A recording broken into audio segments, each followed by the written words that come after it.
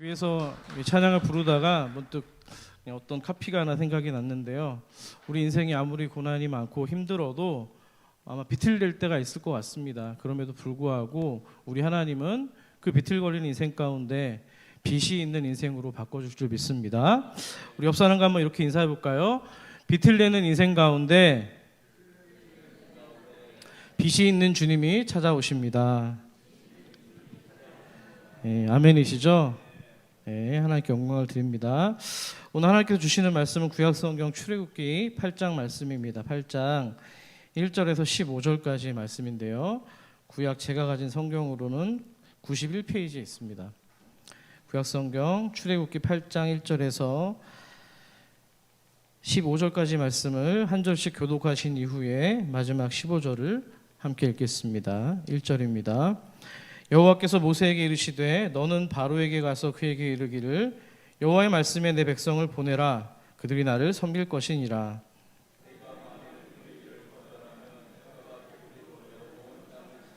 개구리가 나일강에서 무수히 생기고 올라와서 내 궁과 내 침실과 내 침상 위와 내 신하의 집과 내 백성과 내 화덕과 내 떡 반죽 그릇에 들어갈 것이며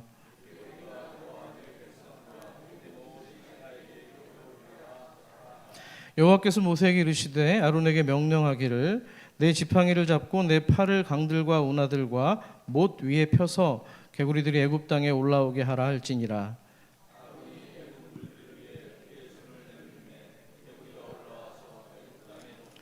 요술사들도 자기 요술대로 그와 같이 행하여 개구리가 애굽 땅에 올라오게 하였더라.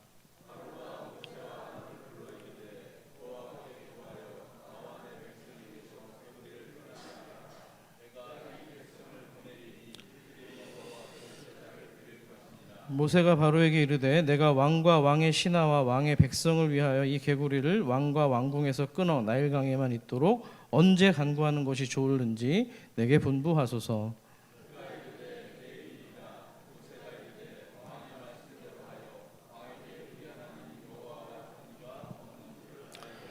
개구리가 왕과 왕궁과 왕의 신하와 왕의 백성을 떠나서 나일강에만 있으리이다 하고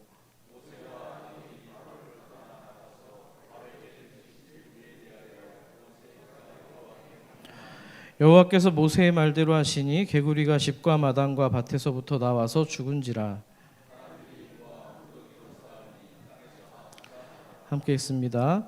그러나 바로가 숨을 쉴 수 있게 됨을 보았을 때에 그의 마음을 완강하게 하여 그들의 말을 듣지 아니하였으니 여호와께서 말씀하신 것과 같더라. 아멘. 작년 금요 성령 집회 때 애굽의 10가지 재앙 가운데 첫 번째 재앙을 다룬 적이 있습니다. 출애굽할 때 첫 번째 재앙이 혹시 뭐였는지 기억이 나십니까? 그렇죠? 네, 박장님 맞습니다. 피해 재앙이었습니다. 애굽의 바로 왕이 이스라엘 백성들을 보내주지를 않습니다. 그래서 하나님은 모세를 통해서 나일 강물을 피로 변하게 만든 겁니다. 물고기가 죽고 피비린내 악취가 진동을 합니다. 애굽이 그렇게 신성시하던 나일강이 심판을 받았습니다. 하지만 애굽의 왕은 별 타격감이 없는 모양입니다. 꿈쩍도 않습니다. 7장 23절을 보셔요. 바로가 돌이켜 궁으로 들어가고 그 일에 관심을 가지지도 아니하였고, 애굽 왕뿐만 아니라 애굽 백성들 역시 자신들의 힘으로 나일 강가에 있는 땅을 파가지고요 마실 물을 구하려 들 뿐 하나님의 경고나 메시지에는 관심이 없었습니다. 오히려 바로의 마음은 강팍해지기 시작하는데요. 그래서 하나님이 두 번째 심판으로 오늘 본문에 나온 개구리 재앙을 일으키십니다. 하나님은 모세를 통해서요 바로 왕에게 다음과 같이 경고를 하는데요. 2절 말씀을 같이 한번 읽겠습니다. 시작. 내가 만일 보내기를 거절하면 내가 개구리로 너의 온 땅을 치리라. 아멘. 여러분들 개구리 하면은 혹시 뭐가 떠오르시나요? 엄마 속을 썩이던 저 같은 경우에는 청개구리가 생각이 나기도 하고요.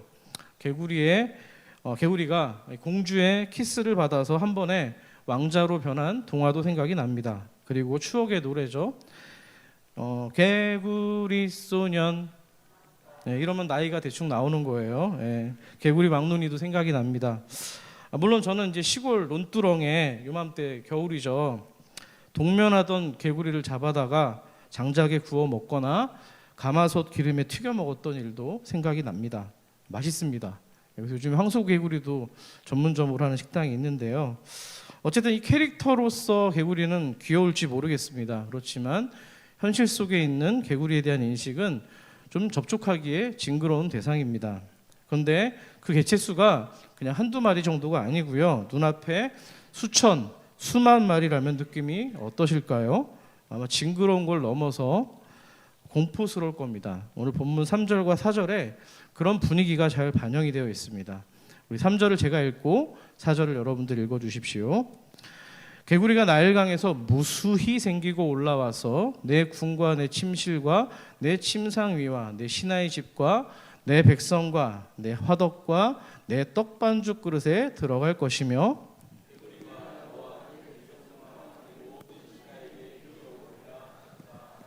아멘.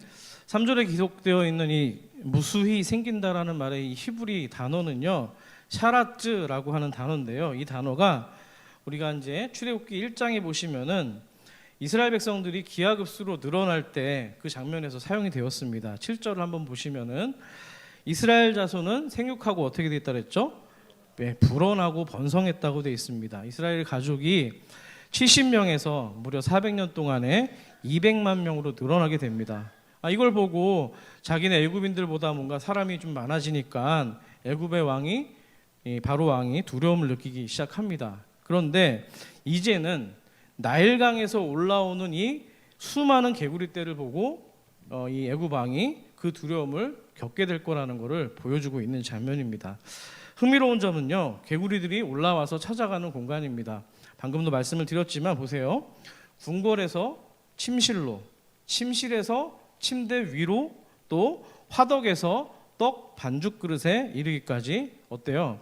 넓은 곳으로부터 점점 구체적이고 은밀하고 세밀한 곳까지 빈틈없이 찾아간다는 겁니다. 한마디로 모든 생활의 터전이 지금 개구리로 뒤덮였다는 겁니다. 결국 경고했던 대로 본문 5절 말씀을 통해서 하나님은 모세에게 말씀을 하십니다. 그럼 모세는 그 하나님의 말씀을 누구한테 얘기를 하죠?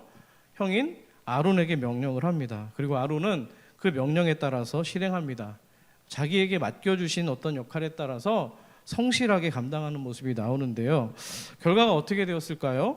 6절 말씀을 또 같이 읽어볼까요? 시작. 아론이 애굽 물들 위에 그의 손을 내밀매 개구리가 올라와서 애굽 땅에 덮이니. 여러분의 집안 구석구석 가운데 이 개구리가 가득하다고 생각을 한번 해보세요. 상상만 해도 소름이 돋을 겁니다. 치울 엄두가 안 날 거예요. 한두 마리가 아니기 때문에 치울 엄두가 안 납니다. 끝이 없습니다. 이 개구리가 파충류계예요, 양서류계예요? 예, 똑똑하시네요. 저는 어제까지 또 그 파충류라고 생각을 했었는데, 네, 맞습니다. 양서류인데요. 특유의 이 미끌미끌한 이 점액질에 비릿한 냄새도 납니다. 거기다가 단체로 한두 마리도 아니고 수백만 마리가 울어댄다면 그 소음이 생각만 해도 굉장히 패닉 상태가 될 겁니다. 결국에는 이 바로왕 역시도 오래 버티지 못하고 결국에 모세와 아론에게 SOS를 치게 됩니다. 자, 앞서 기억하시는지 모르겠습니다만 나일강이 피로 변했을 때도 꿈쩍았던 이 바로였습니다. 근데 이번에는 두 손 두 발을 다 들었다는 거예요. 왜 그랬을까요? 의식주 모든 환경이 개구리로 잠식당했기 때문입니다. 실제로 과학적으로도 개체수가 일정 수 이상이 개구리가 되면은 전염병의 요인이 된다고 합니다. 자, 여기서 7절 본문이 좀 재밌는데요. 이것도 좀 같이 읽어보겠습니다. 시작. 요술사들도 자기 요술대로 그와 같이 행하여 개구리가 애굽 땅에 올라오게 하였더라. 애굽의 요술사들은요, 이전에도 지팡이를 뱀으로 변하게 한 적도 있고요, 나일 강물을 피로 변하는 흉내도 내었습니다. 근데 여기서도 개구리를 지금 올라오게 한다는 거예요. 여러분 어떠세요? 좀 어리석지 않습니까? 그들이 정령 능력 있는 애굽의 이름가는 어떤 요술사들이라면 지금 개구리를 불어나게 하는 게 아니라 오히려 제거할 수 있는 능력을 보여줬어야만 됐습니다. 결국에는 지금 동족이 지금 심판을 받고 있는데 기름을 부은 격이 되었다는 거죠. 이 애굽의 요술사들은요, 하나님의 권능을 흉내낼 수 있을지는 몰라도요, 그것을 회복할 수 있는 능력은 없었습니다. 상황을 악화시킬 수 있는 능력은 있었을지 모르지만 호전시키지 못하는 지금 그 한계를 지금 보여주고 있습니다. 왜 그럴까요?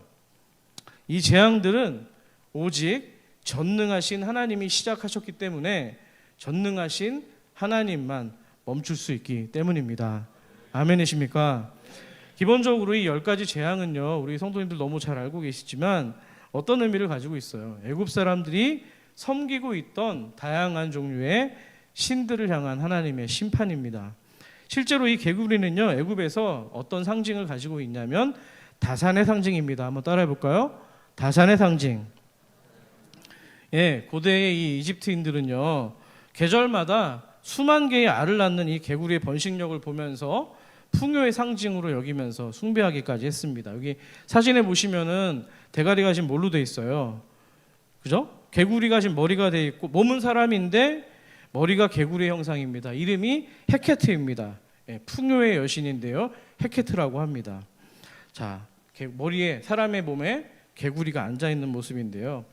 자, 그러니까 지금 하나님께서는요, 애굽이 자랑하고 있는 그들이 프라이드를 가지고 있는 풍요와 번성에 지금 심판을 손을 대고 계시다는 거예요. 그들이 만들어서 믿고 있는 이 신뿐만 아니라 그 신들을 만들어낸 사람들의 탐욕과 교만까지도 지금 심판하시는 겁니다. 할렐루야. 결국 애굽의 이 바로 왕은요, 모세와 아론을 불러서 이제 급기야 기도 요청을 하기 시작합니다. 8절을 같이 읽어보겠습니다. 시작. 바로가 모세와 아론을 불러 이르되 여호와께 구하여 나와 내 백성에게서 개구리를 떠나가게 하라. 내가 이 백성을 보내리니 그들이 여호와께 제사를 드릴 것이니라. 아멘. 바로입니다. 바로. 예, 자기가 신이죠. 애굽 왕 파라오는 신입니다. 바로의 입에서 여호와의 이름을 언급하면서 기도해 달라고 지금 얘기를 하고 있는데요. 굉장히 놀라운 일입니다. 왜냐하면은 바로 앞선 이 5장에서는요, 바로 왕이 이 모세를 대면하면서 나는 여호와를 알지 못하니까 이스라엘을 보내지 않을 거야, 이렇게 얘기했던 바로이기 때문입니다. 지금 그 바로가 지금 여호와 하나님을 알아가고 인정하기 시작했다는 겁니다. 개구리 재앙이 얼마나 고통스럽고 징그러웠으면 지금 본인이 지금 내보내기 싫어했던 이스라엘 백성들을 내보내는 것은 물론 내보낸 이후에 너희들이 자유롭게 제사를 드리라, 예배를 드려라, 그것까지 해주겠다고 지금 약속을 합니다. 자, 근데 그렇게 하나님을 뭔가 이 바로 왕이 알아가는 것 같지만 바로 왕이 하나님을 믿는다거나 예배하는 것은 결코 아닙니다. 하나님을 아는 지식이 조금 쌓였다고 해서 무조건 하나님을 예배할 수 있는 게 아닙니다. 또 이 지금 애굽 땅처럼 고난을 당한다고 해서 곧장 또 하나님을 인정하고 믿을 수 있는 것도 아닙니다. 왜냐하면 예배는 섬기는 주인이 바뀌어야 되기 때문입니다. 아멘이시죠? 자, 그렇게 되려면, 주인이 바뀌려면 이 자신 안에 있는 내적 자아가 심령이 부서져야만 됩니다. 하나님의 은혜 없이는 불가능한 영역인데요. 그래서 여러분, 우리가 보통 인생을 살다 보면 방향에 대해서 좀 방향을 바꾸기보다는 방법을 바꾸는 것에 몰두할 때가 많습니다. 신약 성경 가운데 방향을 바꾸는 것보다 방법을 바꿨던 대표적인 인물들이 바로 바리새인으로 대표되는 종교 지도자들입니다. 사두개인들입니다. 자기 이익과 탐욕이라는 어떤 자아 추구에 대한 것을 최우선으로 여기면서 방향은 거기에다 두면서 삶의 방향은 바꾸지 않습니다. 그런데 남에게 보여지는 어떤 경건의 모습들, 헌금을 하고 기도를 오래 하고 손을 들고 기도하고 이런 모습들로만 자기의 탐욕과 명예를 채웠던 사람들이기 때문입니다. 사랑하는 우리 산서울 가족 여러분, 우리 신앙 가운데서 가장 중요한 것은 방법이 아니라 방향인 줄 믿습니다. 간절히 바라기는 오늘 이 시간 우리들의 삶의 방향, 신앙의 방향이 온전히 하나님으로 정해지시기를 소망합니다. 자, 이제 기도 부탁을 받은 모세가 바로에게 다음과 같이 질문을 던지고 있는데요. 9절 말씀을 같이 읽어보겠습니다. 시작. 모세가 바로에게 이르되 내가 왕과 왕의 신하와 왕의 백성을 위하여 이 개구리를 왕과 왕궁에서 끊어 나일강에만 있도록 언제 간구하는 것이 좋을는지 내게 분부하소서. 굉장히 지금 특이한 상황이 연출되고 있는데요. 당장 지금 기도하는 게 아니고요. 언제 기도할지 모세가 바로에게 타이밍을 지금 묻고 있습니다. 왜 모세는요, 당장 기도하지 않고 그 기도의 타이밍을 바로에게 묻고 있을까요? 자, 제가 모세였다라면 바로가 보는 그 눈앞에서 당장 기도를 해서 개구리를 물러가게 할 것 같습니다. 이런 게 있잖아요. 누군가 도와달라고 위급 상황에서 부탁을 했는데 지체하지 않고 바로 도움을 준다라면 가시적으로 효과적이기도 하고 감동이 있기 때문입니다. 제가 너무 얄팍한가요? 갑자기 그 사람이 생각이 났어요. 갈멜산이 떠올랐는데요. 엘리야가 기도했을 때 450명의 바알을 섬기는 선지자와 400명의 아세라 선지자가 있었습니다. 그 850명이나 되는 그 거짓 선지자들 앞에서 엘리야가 기도를 합니다. 그리고 재물을 하늘에서 불이 내려와서 사르는 장면이 나오잖아요. 그러니까 기도를 당장 했을 때 하나님의 바로 역사가 일어나면 폼나잖아요. 그렇지 않아요? 저만 그렇게 생각하나요? 기도했는데 바로 들어주면 폼나잖아요. 죄송합니다. 너무나 고결하신 우리 성도님들이셔서 저만 좀 이런 생각을 하는지 모르겠습니다만, 자, 그런데 여러분, 모세는 자신의 중보 기도 시간을 지금 바로 왕에게 정해달라고 선택권을 지금 넘기고 있습니다. 왜 그랬을까요? 아마도 모세와 하나님 입장에서는 애굽의 바로 왕이 핑계대는 것을 막기 위해서였을 겁니다. 어떤 핑계였을까요? 이게 시간이 흐르면서 우연히 그리고 자연적으로 개구리가 사라졌다라고 얘기하는 그 어떤 꼼수를 원천봉쇄하고 있는 겁니다. 세 가지 효과가 있겠죠. 기도를 함으로써 그 기도의 타이밍을 물었을 때 기도가 이루어지면 정확한 기도 시간을 통해서 오직 기도의 능력으로만 이 모든 재앙이 회복되었음을 선언하는 겁니다. 믿으십니까? 또 하나님을 향한 이 의인의 기도가 얼마나 힘이 있는지를 보여주는 효과도 있었을 겁니다. 마지막으로 하나님은 어떤 분이세요? 자녀의 기도에 어떻게 하시는 분이라고요? 응답하시는 분이심을 보여주었을 겁니다. 대략 이런 세 가지 정도의 어떤 이유만으로도 설명이 될 수 있을 것 같은데요. 자, 그렇다면 여기서 다시 질문을 드려보죠. 기도 시간을 정해달라는 이 모세의 요청에 여러분들이 바로 왕이라면 어떻게 대답하시겠습니까? 우리 박영희 원사님, 원사님이 만약에 바로 왕이라면 모세가 이렇게 부탁을 했을 때 어떻게 얘기하겠어요? 언제 기도해서 이걸 멈춰달라고 얘기하시겠어요? 지금? 당장, 그렇죠? 네, 당장이라고 말씀을 하셨네요. 당장이라도 기도 부탁을 했을 것 같아요. 자기 때문에 지금 온 나라가 저주를 받고 있는 상황인데 조금 정상적인 왕이라면 지금 당장 멈춰달라고 기도 부탁을 했을 겁니다. 근데 바로는 아닙니다. 언제 하라고 기도하죠? 내일 기도하라고 합니다. 왜 지금 당장이 아니라 하룻밤 지나는 내일입니까? 아까도 말씀드렸지만 혹시라도 이 재앙이 이 하나님의 주권적인 능력이 아니라 자연의 어떤 재해나 어떤 현상이라면 특별한 이유 없이도 상황이 호전될 수 있겠다 싶었던 겁니다. 시간을 좀 벌어보자는 거죠. 하나님께 기도해달라고 했지만 그럼에도 불구하고 여전히 이 바로 왕은 온전하게 자신의 어떤 꼼수를 내려놓지 못하는 모습을 볼 수가 있다는 겁니다. 하나님을 뭔가 이제 알아가는 과정에서 그분께 기도해달라는 부탁까지는 했지만 여전히 하나님을 믿을 수도 없고 신뢰할 수도 없고 의지할 수도 없었던 겁니다. 자, 이런 바로의 마음을 하나님께서 간파를 하십니다. 그래서 개구리들을 그냥 나일강으로 돌려보내지 않아요. 13절, 14절을 제가 읽어드릴게요.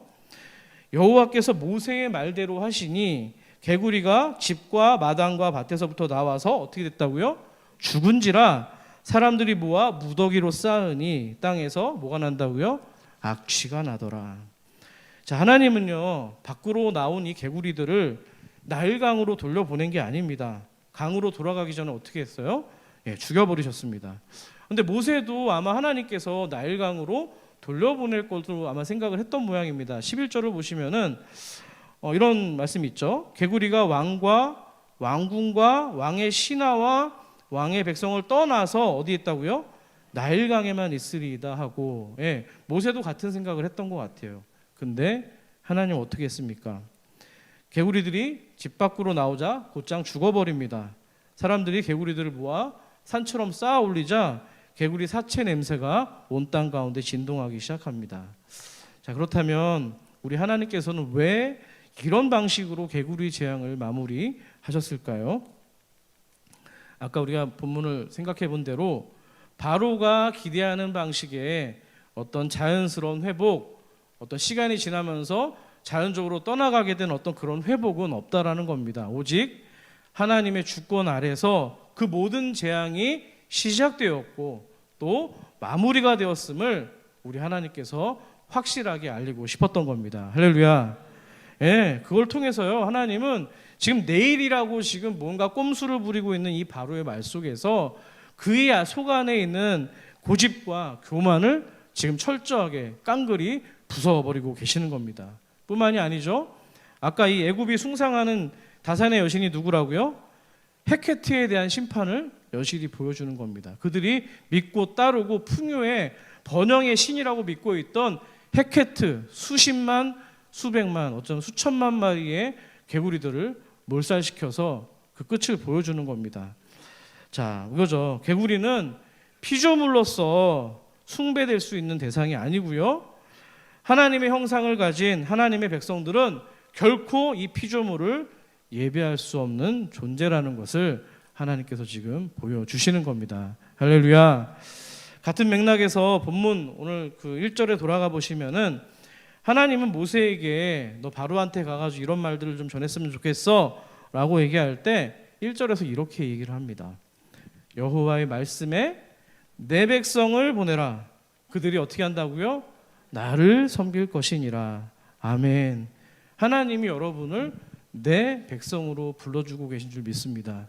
이거 하나만으로 배부르지 않습니까?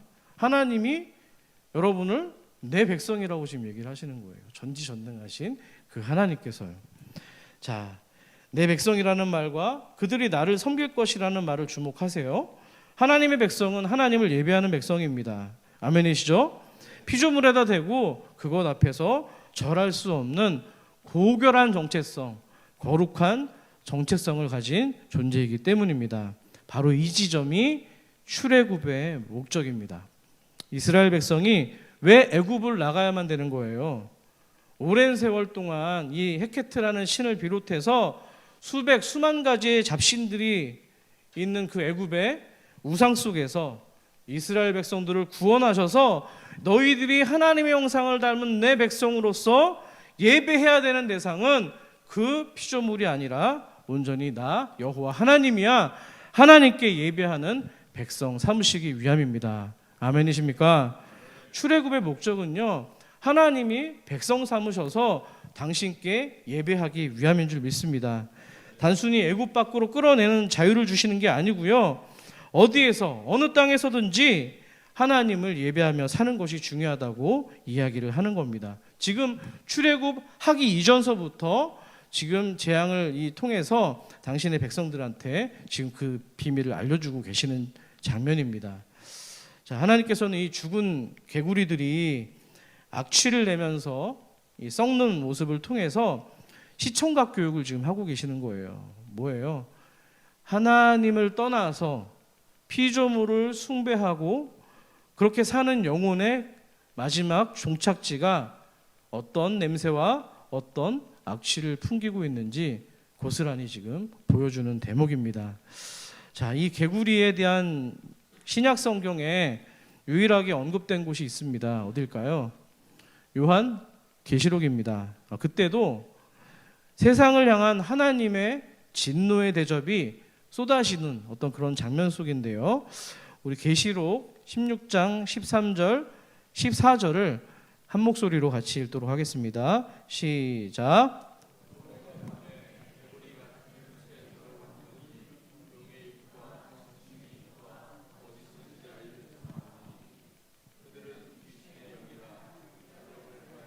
온 천하 왕들에게 가서 하나님 곧 전능하신 이의 큰 날에 있을 전쟁을 위하여 그들을 모으더라. 아멘. 개구리가 더러운 영이래요. 악한 권세의 상징입니다. 더럽고 불결한 귀신의 능력과 우상 숭배를 의미하는 것입니다. 오늘 출애굽기의 모습과 똑같은데요. 여기서도 알 수 있는 것이 그 더러운 영들은 이적을 부리는데 인간의 탐욕과 욕심을 통해서 역사한다는 것입니다. 내가 삶의 주인이라는 교만과 더 많은 소유와 쾌락을 탐하는 정욕이 더러운 영을 섬기는 우상 숭배로 점점 발전하기 시작합니다. 그런데 그런 인간의 모습을 하나님은 악취나는 썩은 개구리의 모습이라고 이야기를 하십니다. 자, 이런 장면들을 여러분들이 염두에 두신다면 우리는 돌이키고 회개해야만 합니다. 믿습니까? 혹시 우리들의 신앙이라는 게 혹시 좀 더 잘 먹고 잘 살기 위해서 결국에는 이 내 배를 섬기기 위해서 하나님을 믿는 신앙은 아닌지 돌아보시길 원합니다. 내가 정말 하나님을 예배하는 존재이기 때문에 그 하나님의 은혜로 건강하게 지금 살고 있는지 돌이켜서 분별해야만 되는 겁니다. 혹시 그런 분들이 없으시겠지만 양식이 아닌 것을 위해 은을 달아주고 배부르게 못할 것을 위해 수고하고 계시지는 않습니까? 또 하나님이 아닌 방향으로, 하나님 방향이 아니라 하나님이 아닌 방향으로 수단 방법을 가리지 않고 지금 죽음의 질주를 지금 하고 계시는 또 젊은이들이 있지는 않습니까? 간절히 바라기는 매 순간 우리가 하나님 앞에서 자신을 돌아보는 은혜가 있기를 소망합니다. 그리고 회개할 수 없다면 이 시간 또 그렇게 기도해야 돼요. 하나님, 제 모습을 들여다보고 회개할 수 있는 마음을 주십시오. 그렇게 간구하는 은혜가 있기를 또한 소망합니다. 자, 근데 오늘 바로는요, 이런 상황 속에서도 결코 회개하는 법이 없습니다. 재앙이 있어도, 그리고 하나님을 인정하는 것처럼 보였어도 회개는 없었습니다. 이제 고난이 잦아들고 상황이 뭔가 좀 호전되자 바로의 마음은 이전보다 더욱더 완강해지기 시작합니다. 15절을 제가 읽어드릴게요. 그러나 바로가 숨을 쉴 수 있게 됨을 보았을 때에 그의 마음을 완강하게 하여 그들의 말을 듣지 아니하였으니 여호와께서 말씀하신 것과 같더라. 자, 숨을 쉴 수 있게 됨을 보았을 때 바로는 다시 원래의 길로 돌아가기 시작합니다. 이것이 바로 회개하지 않는 인간의 모습입니다. 고난 중에도 회개하지 않는 게 바로 세상 사람의 모습이라는 겁니다. 당장 지금 눈앞에 최후의 심판처럼 뭔가 절망이 가득한 것들이 닥쳐왔음에도 불구하고 그저 눈앞에 고난이 물러가기를 바랄 뿐이지 하나님을 인정하거나 자신의 삶을 돌이켜서 회개하지 않는다는 겁니다. 쉬운 말로 화장실 들어갈 때랑 나올 때 다르다는 건데요. 우리도 이럴 때 많지 않습니까? 어려운 상황이 닥쳤습니다. 그래서 여기 규물기도에 나오신 것처럼 기도로서 부르짖고 했을 때 하나님이 응답을 주시고 또 상황을 호전케 하는 경우들이 있습니다. 그러면 우리는 조금 더 있다가 언제 그랬냐는 듯이 다시 옛날 모습으로 돌아가고요. 옛 생활로 그대로 다시 끌어안고 살았던 적이 많았던 것을 기억할 겁니다. 상황에 따라서 하나님은 찾았는지 모르겠습니다만 진짜 회개는 없었습니다. 진짜 회개가 없으면요 변화가 없습니다. 왜냐하면 변화는 회개의 열매이기 때문입니다. 간절히 바라기는 진정한 회개로 하나님께 돌이켜서 주님의 열매를 맺는 복된 주님의 교회 산서울대교를 소망합니다. 사랑하는 우리 가족 여러분, 돌이켜서 회개하는 것은 은혜입니다. 맞습니까? 아니, 회개하는 마음을 부어주시는 것도 하나님의 은혜인 줄 믿습니다. 고난이 지금 당장 눈앞에서 사라지는 게 은혜가 아니고요. 그 고난 가운데서도 내가 하나님을 수단 삼았던 것을 회개합니다. 나의 탐욕과 죄악들을 회개합니다. 그 돌이키는 마음이 훨씬 더 은혜인 줄 믿습니다. 여러분, 회개는 하나님의 백성, 오늘 본문에 있는 표현을 빌면은요, 내 백성들에게만 허락된 하나님의 은혜입니다. 할렐루야. 너무 멋있지 않아요? 내 백성들에게만 허락된 게 기도할 수 있는 능력입니다. 아멘이시죠? 간절히 바랍니다. 정말 하나님을 예배하는 백성으로 돌이키는 우리 은혜가 있기를 또한 간절히 소망합니다. 또 한 가지 바람이 있다면은요, 여러분들께서 고난이 사라지시기를 기도할 겁니다. 그때마다 이런 은혜도 구하기를 좀 원합니다. 어떤 거냐면은요, 이런 거죠. 하나님, 오늘 개구리들 얘기가 나왔으니까요. 하나님, 내 안에 우글거리던 탐욕의 개구리들이 소멸되기 원합니다. 그런 은혜를 주십시오. 하나님, 나만 괜찮으면 되지, 내 배만 불렀으면 됐지, 그렇게 나만 잘 먹고 잘 살면 된다는 그런 귀신 같은 내면의 속삭임들을 잠잠하게 해주시기를 원합니다. 은혜를 구하십시오.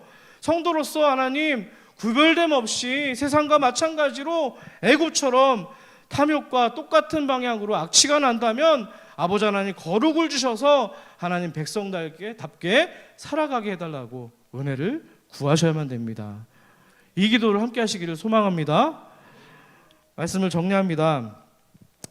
신약성경 마가복음에서 예수님이 12제자를 부르시면서 2명씩 짝을 지어서 보내는 장면이 나옵니다. 그때 더러운 귀신을 제어할 수 있는 능력도 주셨는데요. 그때 제자들에게 뭐라고 당부하셨는지 아세요? 마가복음 6장 8절을 9절을 함께 읽습니다. 시작. 여행을 위하여 지팡이 위에는 양식이나 배당이나 전대의 돈이나 아무것도 가지지 말며 신만 신고 두벌옷도 입지 말라. 아멘. 욕심내지 말고 절제하라고 이야기합니다. 그것이 주님을 따르는 제자들의 삶이며 귀신을 제어하는 권능이 바로 여기서부터 비롯된다고 약속하고 계십니다. 오늘 애굽의 바로왕은요, 눈앞에 지금 보이는 개구리만 치워달라고 모세에게 부탁을 했습니다만 사실상 정작 치워야 되는 개구리는 그의 심령 가운데 있었습니다. 어떤 개구리들입니까? 스스로 자기 삶의 주인이 되려고 하는 개구리. 나만 숨 쉴 수 있으면 내 백성들, 애굽의 백성들은 아무래도 좋다는 마음의 개구리, 더 많이 먹고 더 많이 누리는 게 행복이라고 속삭이고 있는 거짓의 개구리, 이런 것들을 치워달라고 기도 부탁을 했어야만 됩니다. 그가 정말 제거하도록 요청해야 됐을 영혼의 개구리들이 바로 이런 거였는데요. 바로는 그걸 읽어내지 못했습니다. 사랑하는 우리 산서울의 가족 여러분, 그 기도를 여러분들은 누구에게 부탁을 하시겠습니까? 이제 우리들 자신의 몫입니다. 우리는 바로처럼 모세나 누구에게 기도 부탁을 할 게 아니고요, 우리 스스로가 하나님 앞에 직고하며 기도해야만 됩니다. 바로는 자녀가 아니기에 기도할 수 없었지만 우리는 주의 이름으로 자녀로서 기도를 할 수 있는 권세가 있기 때문입니다. 2024년도 우리 안에 있는, 또 여러분 안에 있는 개구리들과의 숱한 싸움 가운데 승리하는 은혜가 있기를 소망합니다.